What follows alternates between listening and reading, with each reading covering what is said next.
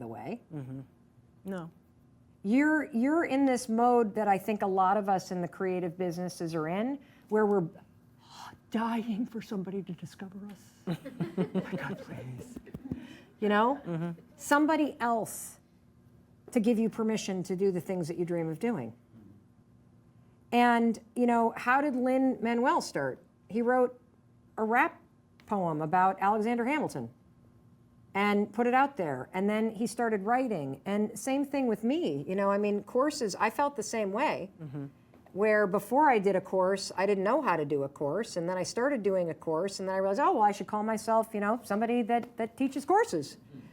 And what's interesting about that is that when you're willing to just, and this is a piece of trying.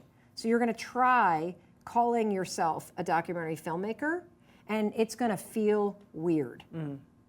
And you're going to feel like a fraud. That's normal. I still feel like that when I call myself an author, even though I have a book. I still feel like Why? a fraud because I have one book. So how many books? I guess I'm a fraud too, right? So how many books do you need to have? Or what does the book need to do? Or maybe the book needs to get out there and be more in the world rather than just in the small space that it's been in. So the interesting thing is that you've set criteria for when you're actually legit, and yet that criteria keeps you from doing the things that will make you legit. Does that make sense? Does that make sense? Yeah. Did I explain that right? Yes. Go ahead. Well, I wanted to know if you think that. You're doing great, by the way. Thank you. And by the way, how's your body state? I'm still nervous. Yeah, but is it a little bit better? No, now my legs are jiggly. Okay, cool. Just checking in. All right, good. Could you stand up so you can see? I wanted to know if you think that might be part of that we're seeking validation versus feeling the validation in ourselves to put it out there, or like we have. Here's the trick. It's an excellent question, and before I forget, I want to answer it. So thank you for letting me cut you off. No, that's okay. So the question was, do you think this is that seeking validation, but we're waiting for other people to get to, but we need it from ourselves? Right, because here's the trick. doubt is the lacking the validation. Yes, but here's the thing. So here is the riddle of all of this. You're seeking validation, but you're never going to get it up here. The validation only comes when you become the kind of person that's willing to try over and over, because you see evidence that you're the kind of person that makes documentary films, that you're the kind of person that writes a book. And so it's through the action, because you're proving to yourself that this is who you are, instead of up here, that gives you the validation.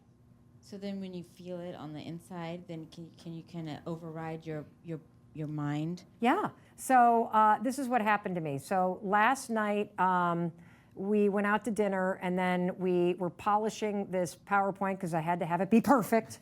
And then I go to bed, and I woke up for the first time at 1 o'clock in the morning. And I felt incredibly nervous because I've never taught a class live. I've never taught a class with, 30-some people in it. I've never taught a class with 1,000, 10,000, however many thousands of people are watching. I've never taught this material in a class. And so it's normal for me to feel that way. And it isn't until about halfway through the first 90 minutes that we did together that I actually stepped into not being uneasy or like doubting myself as I was doing it, because I'm seeing myself do it. And so it's through the actions that the feelings disappear.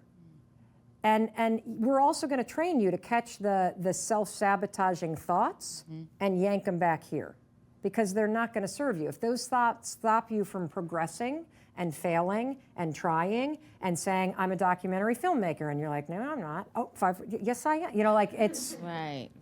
And then seeing yourself pick a project and start working on it, a small one, a 5-minute documentary film about something, and to put your work out there and put your work out there.